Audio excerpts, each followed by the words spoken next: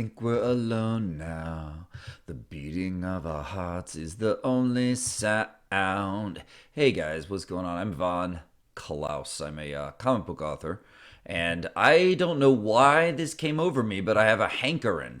And as a comic book crowdfunding guy who just did my first effort recently, Monster MD, you may have heard of it because I hoard it out like herpes all over the internet. Yeah, I have no illusions.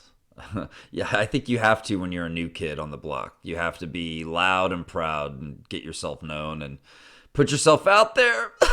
Or else you're going to be single for a while. But I love crowdfunders. I've had a lot of people come to me asking me for advice for their crowdfunders. I've had a lot of people come to me and say, Vaughn, I completely copied your crowdfunding effort, Monster MT, for my, because your campaign was really good. It had some cool stuff to it. So like, part of being a crowdfunding person is doing your homework. I believe. Others might disagree. I think you should look at other campaigns, see what they have going on. So I'm gonna do that. I'm just gonna like look at some campaigns that are new that I really don't know much about, and I'm gonna see what's what in the world of comic book Indiegogo campaigns. Okay, here we go. Let's start with this one, Terranormal. All right, now first off, I want to start with the logo. Looks cool. I like it. It looks like it's monstrous and fun and kind of old school sci-fi meets kind of, it's a little feminine, which I think is what you're going for. So I think that's a market. I mean, that is a market, is gothy girls who like creepy, gothy, girly shit. Like, I mean, I swear to God, that's like 85% of Hot Topics their products, right? Is like, Hot Topic. It's like, are you a girl who likes to wear a lot of eyeliner and weird tights? We got you covered. Right? That's like their thing. Well, this is their comic book. Terra Normal. Terra Normal's got you covered. Oh, there's a wackadoo dead dog. So adorable. She's wearing a cute little skull kitty shirt. Oh, so adorable. Oh, she's got a cute little smirk. Oh, so adorable. Oh, there's a floating little Cthulhu head. You know Cthulhu. So adorable. See, it's overdoing it. It's not, I don't know. This stylized art form style, it doesn't do it for me. And I like cartoony art, and I totally get why this is cartoony. It's got this kind of more funky, fun, like horror-ish attitude. But she doesn't look horror or cool. She's just a chick in a Hot Topic t-shirt who looks like she was designed for a Hot Topic t-shirt. And I don't like that as a guy who's potentially thinking about opening my wallet here. I'm not into it. I'm not into the coat. I'm not into this little cheeseball skull, like, it's a kitty skull. I'm naughty, girl. Like, and that this is a dude making this. This looks like something chicks would make up. But I think he is, I don't know, man. I think he thinks this is like a market he's trying to tap into. Oh, you can get her shirt and look like a dumb goth princess. Sheesh. Okay. So yeah, I'm feeling more critical of this, obviously, as we go.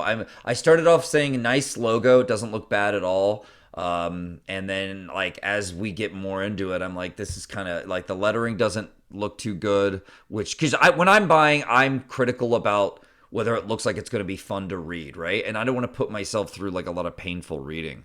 That's just me. Maybe that's just an old man complaint. I don't know. The lettering doesn't look terrible. It doesn't look like easy on, it doesn't look easy on the eyes either. These letters are a tiny bit too small and could be it could be a tiny bit bigger, but there's a lot of information this person's having to compact into these bubbles. So I can get that it's hard, man. I can get that it's hard. So some people might like this style and think that she's awesome or whatever. To me, it's weird because it's like reading a comic book about a fake goth girl. Like, you know, she's full of crap. But look, now it's like Reagan arm wrestling a ghost of Abraham Lincoln and like wackadoo. And then the like comic book author has self-inserted himself into it. And he draws himself looking like Stone Cold Steve Austin, like made a baby with Gumby, like a goofy cartoony version with a little pointy ass head. Look at this pointy ass head. And there's the Titanic. What? That's wackadoo. Look, it's Miley Cyrus sticking out her tongue. Oh, that's wackadoo. So this is like the whole point of this is to be like creepy-ish, but like way too safe and boring and way too wackadoo. And like, oh, it's overdoing it. Oh, look, it's Teddy Roosevelt and he's riding out into the ocean like with a big Triton. Oh my goodness, he's yelling bears. That's just wackadoo. So, yeah, this is a weird book in a way. It's trying to be wackadoo, but I'm really not getting into it. I guess if some people want this for like a lighter laugh, then you should go for it. It's just too bad that it's just all random wackadoo and doesn't have like a good theme of like creepiness, because it's trying to do like the creepiness with the main character and her stupid shirt, and it's trying to do creepiness, but it just does whatever it wants. You can tell, like president's arm wrestling, wackadoo, Miley Cyrus joke, woohoo. So it's really silly. It's really boring like that, though. Like, if anything can happen, someone told me about Earthworm Jim. They told me they were reading Earthworm Jim and that it felt like any random thing could happen at any random time, so the tension just leaves you, and instead you just hope that the jokes are funny as you read through it and that it's wackadoo. I'm not a big fan of books like that myself. I don't know about you. Monster MD has a ton of hilarious moments and crazy things going on, but I always took time to ground it in danger. That's part of what made Ghostbusters so good, was that it was grounded in danger, though it was funny as hell. Am I right? That's the type of book I like. That's just me. So some people might like this. Oh, look, it's Teddy Roosevelt and it's all wackadoo. And it's got these boys that are supposed to be boy toys. Like this one looks like James Vanderbeek, and the one over here looks like that weird David kid off of 90212 Hose, 9021210, 90212 Hose, something like that. That's a great show. And this guy over here looks like Bruce Campbell. This is crap, man. I hate this. Sorry, I don't like your what you got going on here. And I haven't even read up on it. So you in this case, you lost me for a sale. At least your tiers have different graphics, but the flat purples and the flat bright oranges and pinks, dude, it's a little harsh on the eyes. You might want to chill it back a notch. Holy shizer. The Indiegogo logo is already pink enough. Now I got to deal with your pink. That's a lot of pink, man. Get it out of here. All right. So then we move on. Let's move on to Sisterhood, funded in 9 hours. But it's not funded yet. How is it funded in 9 hours if it's not funded yet? Are you just recycling graphics, Sisterhood? Looks to me like you are. Tales of mummies, monsters, and mammary glands. Memories. Oh, the memories. Let's check out these mummy memories. That's what he should have called it. Sisterhood's pretentious. It sounds like a movie starring Goldie Hawn. Like, you're not selling me with Sisterhood, dude. You're not selling me. See, I'm really critical because, like, it helps me stay critical on myself, too, so that I will make sure I sell things well. This is your boot camp, people. He's got 189, and his little icon is a mummy chick, too.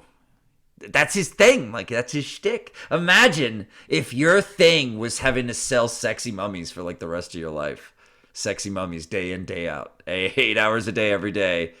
Fucking sexy mummies. 8 hours every day. See, that brings me to an important point about being a crowdfund creator type guy like me. Fucking, like, make sure you're in love with what you're trying to sell to where you could do it every day for a very long time, because that will be your fate, my friend. This guy's having to, like, jerk off to bandage babes all day. I don't think it's that hot, man. And I even made, like, a invisible sidekick of Wyatt. Her name's Heidi. She's invisible, and I did a sexy pinup of her, and she's got some bandages on because she's an invisible woman, and that's sexier than this. And she's invisible under the bandages. This is just, when you think, because you're not thinking about mummies when you look at Heidi. You're thinking about how, like, what does she really look like? She's cute and invisible. Like, I can, she looks cute in that underwear. Whereas all of this is just weird. Look, they got a cosplayer. I'm sorry, that's funny. They got some chick. They, like, paid a hot chick to just cover herself up in, like, used toilet paper. Like, that is so not sexy at all, dude. You've got to get over your mummy fetish. Stop sharing your bandage fetish with us, dude. Stop trolling bird wards at the hospital, you crazy MFer.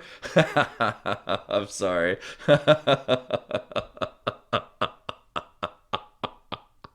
I can't breathe. Oh, I'm having fun though. This is so weird. Is this even a book? Or is this like trading cards, digital pack? What is it? What is it? Oh, it's 1 and 2. This is actually a comic, but the way he's done this, structured this, is he's just showing you tons of sexy mummies. And so you start to think it's like a calendar or something. And he hired all these weird artists to do these weird takes of sexy mummies. This is so weird. I don't know about you people, but I, as a guy who's thinking about buying another or supporting a book on Indiegogo, when I think about sexy mummies, I just think about like sawdust, like shooting out of a cooter. Like I think about dust just coughing out of a vagina. Just, you know what I'm saying? You gotta pick something better than sexy. Like it's not hot. The amount of lube involved alone. My lube prices, my lube budget is going way up. We got problems. Okay. So. Sexy mummies it is. I don't like it. I didn't know your campaign was for a comic. You should be telling me about, I should be feeling the story. I should be getting into the story and into the character if you want me to like her. You can't just almost show me her titties and make me think about dry cooter and then have me open my wallet, my dry wallet. I'm not going to open my dry wallet for your dry wallet, buddy. Okay, and then this book, Asvaltia, number 2.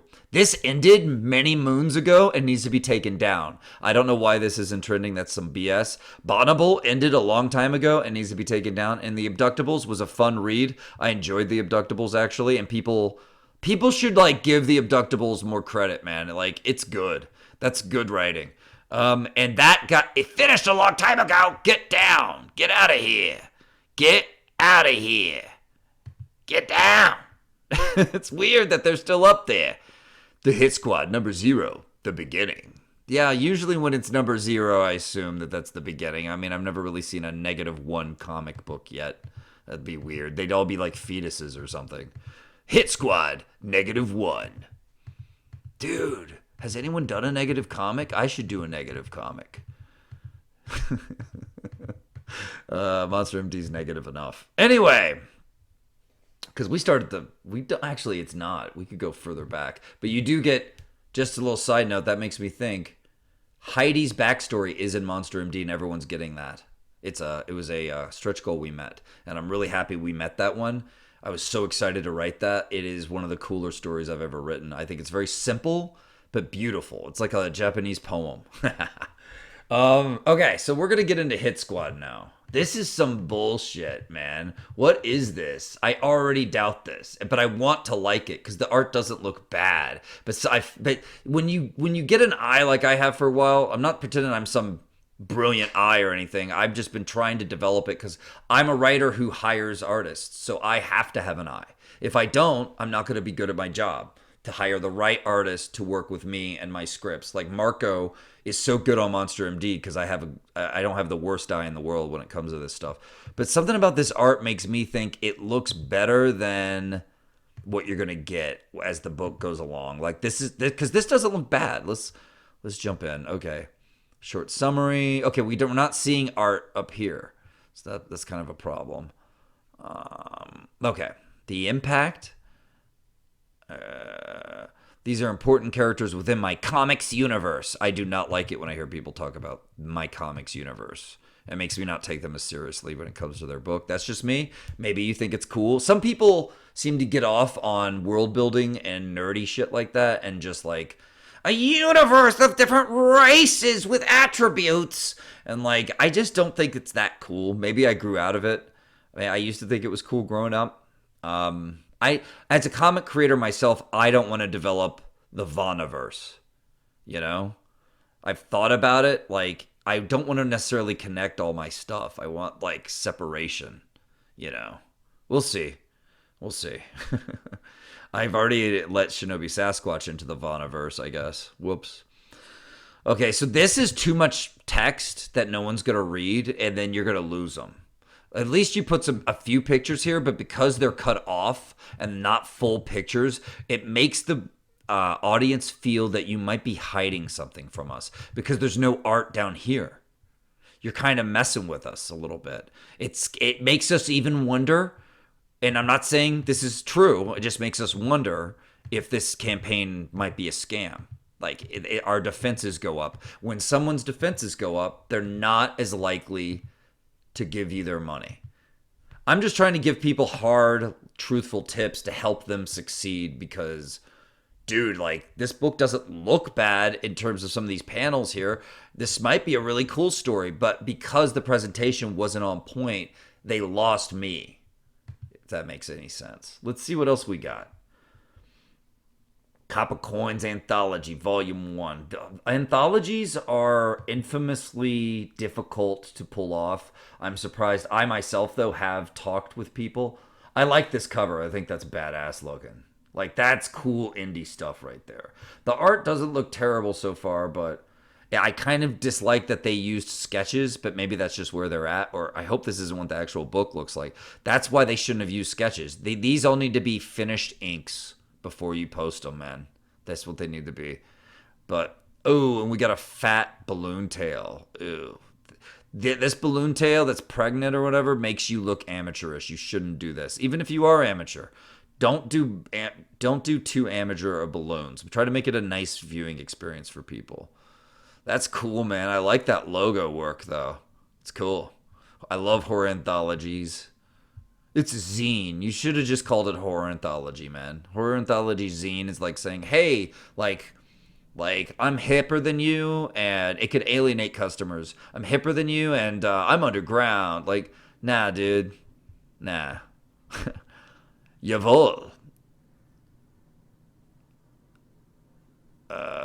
Okay. So we got some... What the hell? That's cool. This is a cool page. I wish they had posted this all inked. I guess they're just on pencils and needed to start raising money though. So they're you know, you have to always consider, like when you're criticizing campaigns, try to consider, you know, their situation, because every artist could be in different straits. Like you could be raising money just to pay to pay an inker to ink this or color this.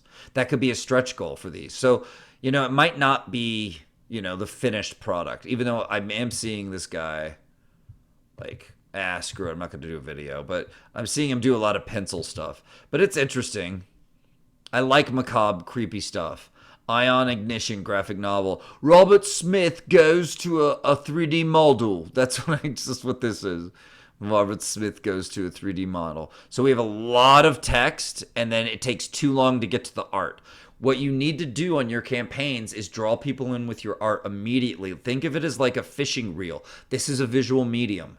You want to draw them in with your art, people. Stop messing around with this, like, certainly people will enjoy my, like, long, you know, winded explanation of my cyberpunk world.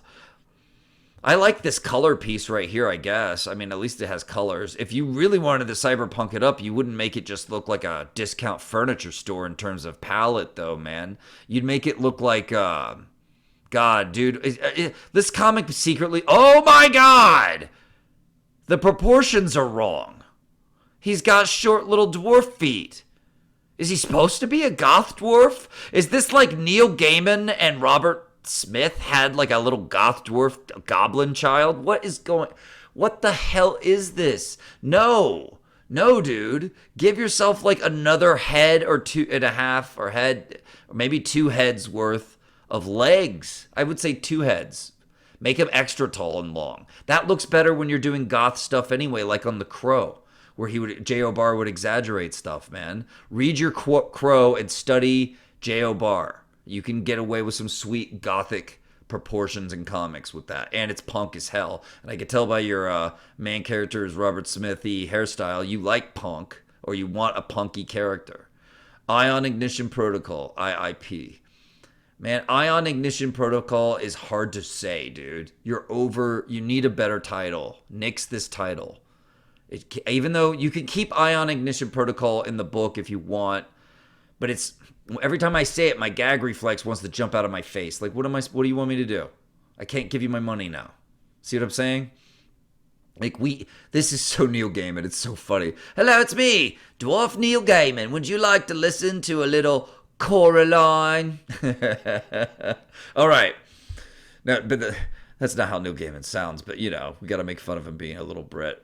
Little Neil Gaiman. This guy should look so tough. Like, as you're scrolling down, you're like, yeah, man, like, this guy looks punk. Like, he looks tough. What's going on? She little too. Oh, she's pretty. She's little. She's pretty little. They're two little people. Is this about little people? Or oh, wait. Let me guess. In your sci-fi world, which is obviously this whole fucking image was drawn by computer shit. In your sci-fi world, like, is everyone smaller because, like, gravity has gotten more, like, intense? Is that what's going on? Dude, what is with the Nancy Pelosi face? What is going on? Everyone's a 3D model and they're all so hollow. But I actually like your panels whenever you actually draw and avoid 3D models. Like, those are your best panels, dude. Who's ever doing this? Like, your panels are so much better when you just draw. They're so much better. Like, your 3D models are bullshit. You're better. You are better than 3D models. When you just, yeah, like, this panel's cool. I love the way his main character looks. I don't care what anybody says. I know he looks, I made fun of him a lot. You gotta you gotta add like another, like, he looks tall in these panels, but he's not. But you gotta add more. There's too much talking, too. You need action. You need action in punk sci-fi stuff. You can't just have Nancy Pelosi walk away from a dead robot, which is what she does every night anyway. She's fucking evil. She's creepy. Anyway, so yeah, dude, whoa. I don't want to get political. Let's get away from this. This is not good. And he wants 10 grand. That's too big a goal, man, when you're doing a black and white book. Don't do 10 grand, man. Keep it low. What else looks interesting? I guess I could look at the Dominus. This is totally not a comic book. This lady, Tanya Lacey, like, haha, I'm a wackadoo. Like, no, no. That is not a comic book. That's some weird thing. She's just trying to get money from comic book people or something. Dominus, second printing. Okay, it's a second printing, so it's not as interesting. They've already been successful. The art's weird. The art's really weird. The colors are terrible.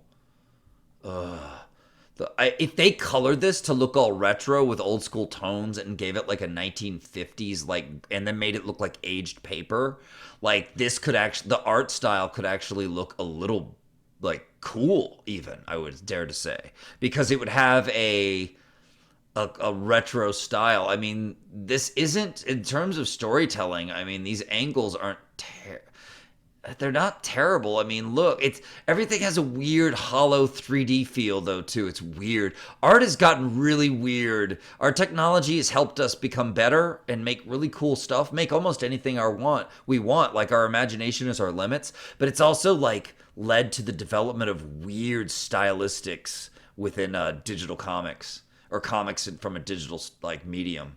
It's weird. Like, weird 3D models are working their ways into our comics, because we don't want to have to draw it anymore. I get it. It's tough to draw that stuff. It's really hard, but I don't know, man.